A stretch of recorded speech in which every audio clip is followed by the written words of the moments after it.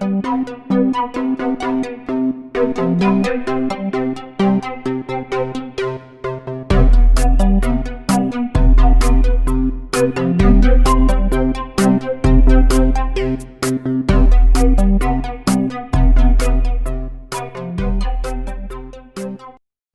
to another side conversation for Silver Lining for Learning. As you know, Silver Lining for Learning has been going on for a few months now, I think 3 months almost. And what we realized is that we could not get everybody who we would like to have conversations with on the show at that particular time. And so we decided that we would have some of these what we call side conversations. We've already done a couple of these, I think. And the guest today we have with me is Priyank Sharma. And Priyank has been a regular on Silver Lining for Learning, I think since episode 1 or maybe 2, actively participating on the chat, raising questions. And so he and I sort of connected on the side, and I said, okay, why don't we just have a little chat and get to see what he's interested in, what he's been finding out from these conversations, and particularly what sort of the implications and issues are for COVID-19 and education broadly in sort of the Indian context. So I'm going to just let Priyank sort of introduce himself, and we will have a little conversation. If that's, yeah, that's good. So Priyank, tell us a little bit about yourself and where you are, and thank you for joining at what is like, I think 12:30 past midnight in India right now. Thank you, Punya. Thank you for inviting, and thank you for sparing the time. And I'm in Delhi right now, Delhi, India. And again, it's past midnight, but this is the time which I generally prefer. I'm a late night guy. And currently, I just got done with my MPhil in education policy planning. So before that, I have an engineering degree, a counseling degree, and a social work degree. And currently, I'm entering my PhD this month end. Okay, congratulations on that. Thank you. Thank you. And my work currently is around how, the whole education system is somewhere so economy oriented. And, in a way, I'm trying to say that, Western education has virtually invaded the globe. So it is not like that.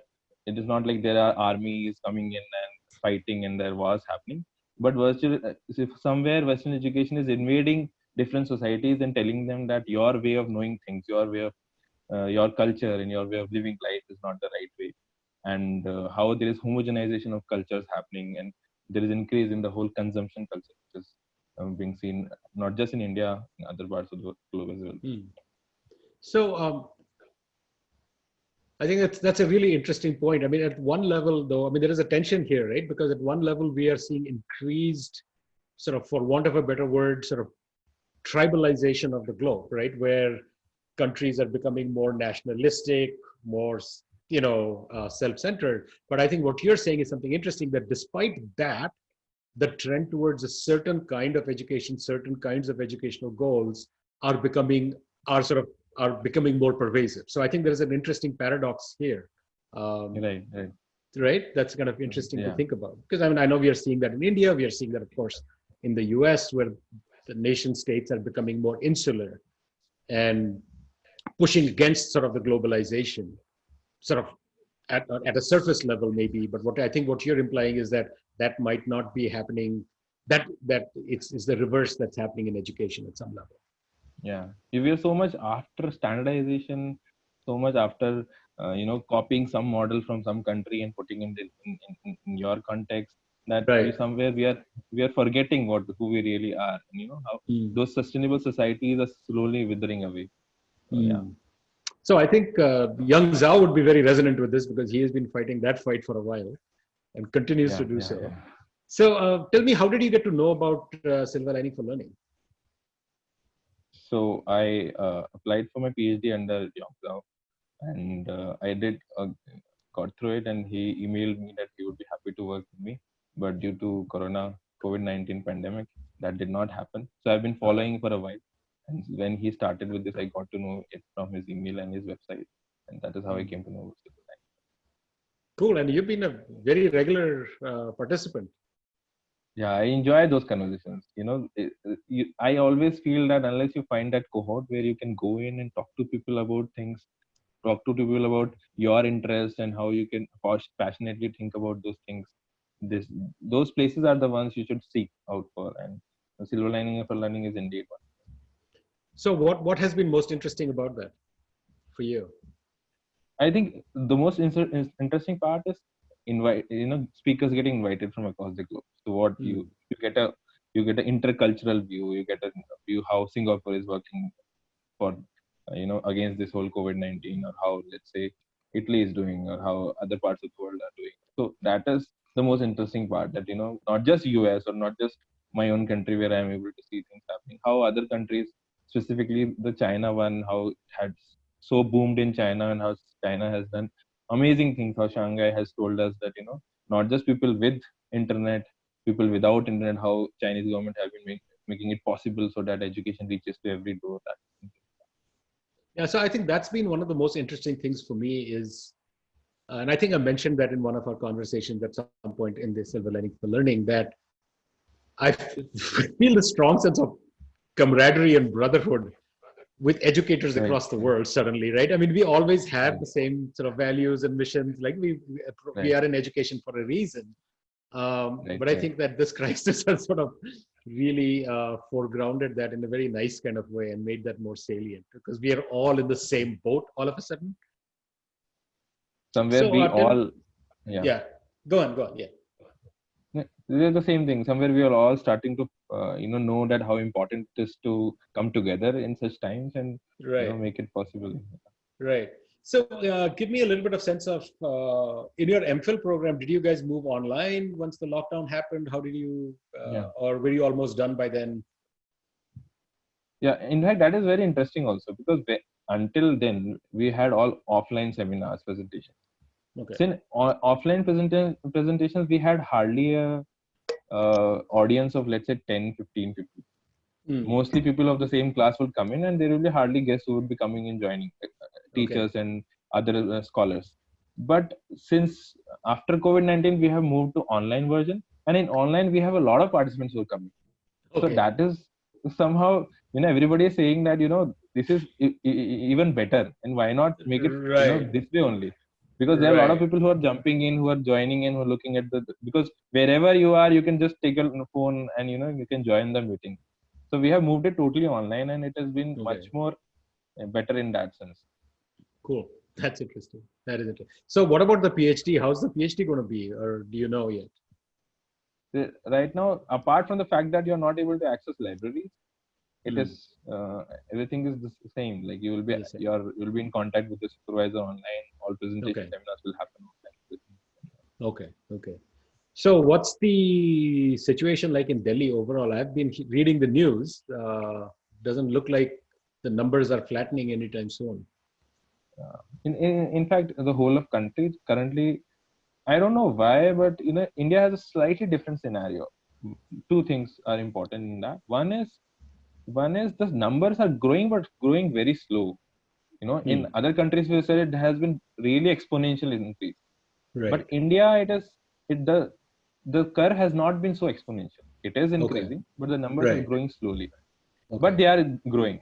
And the government is like, we cannot keep the lockdown forever. If they are growing, we have tried our best. We have tried our best. Now we can't do anything about it. So government has taken off the lockdown. It is not happening right now. But again, people are on the streets and it is growing. So it's a dangerous situation. Second, in India, if you see, the recovery rate is higher. So if there are more than 50% of the people have recovered already. So that is something which is positive in that. But again, the situation anytime soon, it is only getting worse. Not bad at all. Right. So tell me a little bit from sort of your perspective of what you are seeing in terms of sort of K12 education, what the scenarios are playing out in that space.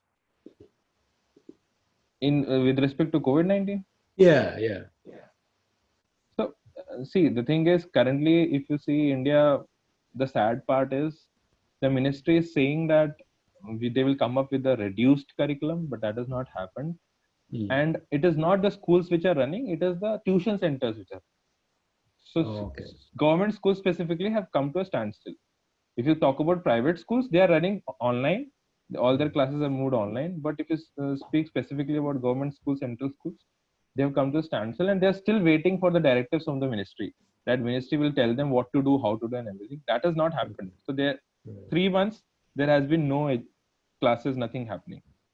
So you can say that there is already a gap widening in that sense. The students who are going to the private schools are able to access teachers and everything, but schools in government schools are not going for the government school thing, are going for the private tuitions, and those who are not able to access private tuitions are at a At a big loss. loss.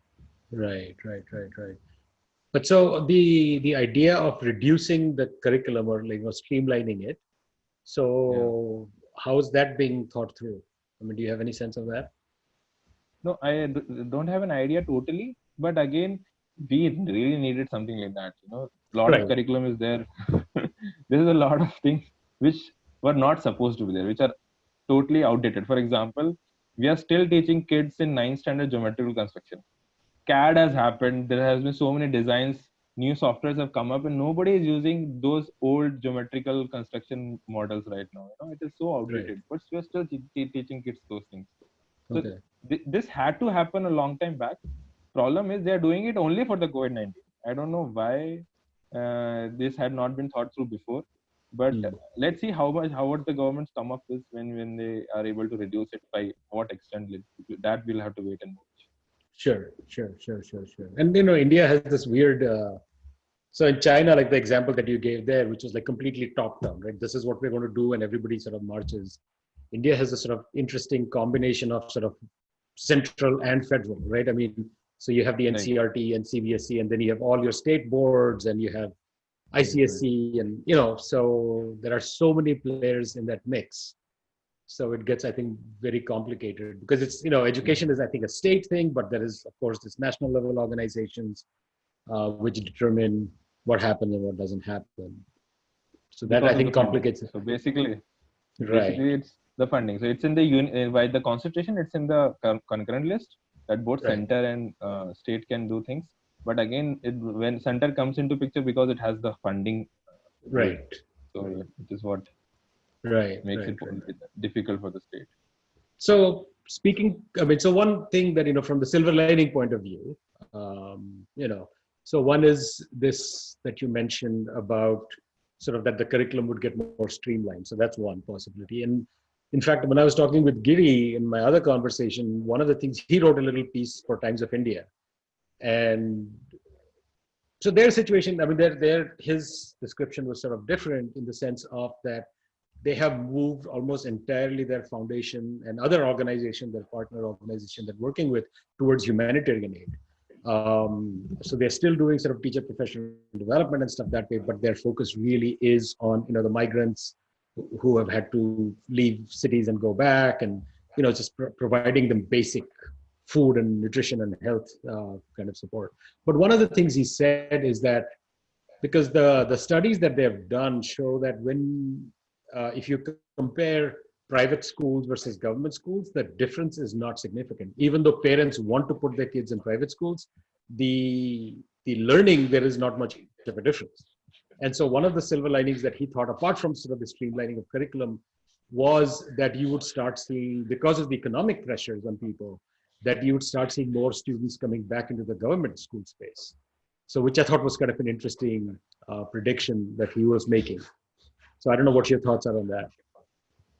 I think, one thing, this has always been the case. Government schools, if you see Asar report, it is a famous report given by the... Yeah, I know about this. Yeah. So if you see Asar report, there has not been much difference with respect to private and public schools. So people know it, on paper, they know it. Right. But it is like, still they don't believe in God. I know. I don't see that shift happening. And somehow the higher education part, they believe in government colleges. So it is working like this. School ed, go for the private schools. Higher ed, go for the government universities. That is how it is somewhere imbibed in the mindset. That is so funny. Because the thing is, like, what happens, I think, to me, the way it is, like, there is a halo effect of some of these private schools, right? So you have these big name schools, whether it's like Delhi Public or Modern or, Sainik School. You have this big name school. And so the other private schools just get the halo effect from those schools. And those schools are highly resourced and, a very different beast from the private school that you typically find in sort of an Indian small town or something like that, where the government school is actually comparable. But people don't see that. They don't believe that. I think there's a very interesting history behind it. Like, I don't know if I should venture No, there. go on. Yeah, I'm just But curious. so if you see what happened after the Britishers left, the whole idea of teachers getting paid was not the way it is today. Earlier teachers used to get paid in kind. It was never in cash.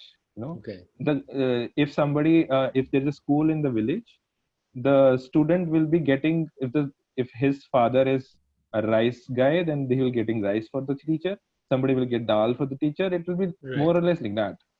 Slowly what happened when you tried to make this whole economic thing that government will be paying them. So government, this is interestingly put in the book by Krishna Kumar. The book is Politics of Education in Colonial India. He very nicely puts all this up, that government told that we will be paying you, but since you are already getting paid in kind, we will be paying you less. And the people started telling, since you are getting paid from the government, we will not pay you, or we will not pay you in kind. So that is how initially the payment of teachers, if you see, after independence, were very, very low. School teachers did not have a high payment scales initially. Right. And then it started happening that not a lot of people started to go, wanted to go to the field. Right. Yes. So when you are, there was a saying in Hindi when I was in school that जो कुछ नहीं करता वो school teacher बनता है, master वही बनता है. So it was because basically, let's translate it for people. Somebody who doesn't do anything else goes and becomes a teacher. Yeah. Why? Because teachers are less paid, so you would not want to become a teacher. So only those people who could not do well in their studies would become teachers. So when they are becoming government teachers, slowly the government schools started losing their importance and their value in true sense, because teachers were not really caring about students in that sense. Again, they are not paid enough. And then the whole private industry boomed. There were some reports from Birla and others how they took over, and slowly we reached a stage where it is all parents, irrespective of their economic condition, want to send their kids to private school, even if it's a bad private school, but the tag has to be a private school. Right. That's interesting. That's very interesting. No, because I remember whenever I go to India, I always, like, when I'm sitting in a taxi or whatever, I start talking to people about where do you send your kids, right? Because I'm an educator, I just want to know. And it's amazing. Like, this guy, he will be like, yeah, I'm sending my kids to this private school and it's costing me so much. So I'm having to work this hard to make sure that I can do that, but people will take a lot of, they will put a lot of effort into that. And so that was Giri's sort of suggestion, was that possibility because of sort of the, the daily wage workers and so on, who suddenly have lost that livelihood, and that you would start seeing influx back into sort of the government school space. So I don't know. We'll have to wait and see. Time being that can happen, but again, that. You don't think that will stick long term? That doesn't change the belief in the people, right, about the government. That is something which you can't do. You can't help it, because government schools are free in that perspective. That the RT, so everybody gets to get an education and a meal. Right. So that is why that may be the reason that you could see an influx, but I think that would be very temporary for now. Cool. All right. So at least we have two silver linings coming out of it. Sort of consistent with what Giri was suggesting. And maybe temporary. We don't know. All right. Is there anything else you want to share? Any thoughts or something that you have about either silver lining or education in India or whatever? I think, in one way, I was thinking that whole silver lining thing. I think we are getting students next time. That is something which I have been thinking for a long time. That, that we could get students as a part of it. Another thing I was thinking, we should do something related to the whole disability, students with disability. There had to be experts who could come in, who could talk about how this pandemic is specifically affecting students with disability. I've been looking forward to something like that, because it is so generic in that sense that we are taking countries, that is good, but I would also like to see theme based in that sense. Disability, pedagogy, curriculum, how these are things are getting affected. And when we see people from different cultures and different forms of disability coming in, what are their experiences, I think that would be really enriching. That's a really, really good point. Thank you. Yeah, I will, because I think after next week, we will have our all 4 people sit and do their buck, or 5 people. So I will make sure to bring it up, and you will be on the chat. So drop that in if I forget, because I think that's a really good point. I mean, one of the things that I've been sort of interested in, and I think the one person who sort of talked about that to a certain extent was the episode with Sean Lesher, where he talked about, like, how the first group that they wanted to reach out to were the ones who were the most disadvantaged, whether it was second language learners, whether it was, people who had any kind of learning disability or something that way. So he was the only person who sort of brought that up in a clear way, that was actually brought up. But that would be a great topic to get some guests, because I would love to learn about that too, because what is it, because that's been my worry, my biggest worry with the whole COVID-19, and partly my skepticism with the silver lining discussion has been, I'm always the negative person in that group, right? Has been that is like that there already are sort of schisms within our society, right? The economic, social, this, that, and the cultural, whatever, that what these kinds of events do, that they just make those bigger. They make those schisms even worse, right? So it's the Matthew effect, right? The rich get richer and the poor get poorer. And in this case, it is access to education, or it's access to health, whatever it may be, right? And so it hits disproportionately. I've said this in the show that, that the virus doesn't care whether you're rich or poor or white or black or whatever, but its effects are very differently felt if you are rich or if you're poor, if you're white or if you're black, at least in this country, right? So I think those are, but I think especially with special ed, and because there are sort of laws here, about meeting those kids where they are, and making sure that your education is accessible to them. And at a time of crisis, you are so busy just keeping afloat that's the group that you will neglect or ignore, and I think that's a really, really important topic. So cool. Thank you for sharing that. And we will bring it up in this conversation. Cool. It was good to chat. I'm going to pause the recording and we can continue talking after that. But thank you for joining us there. I'm enjoying this side conversation. They're like a lot of fun. Thank you. Thank you so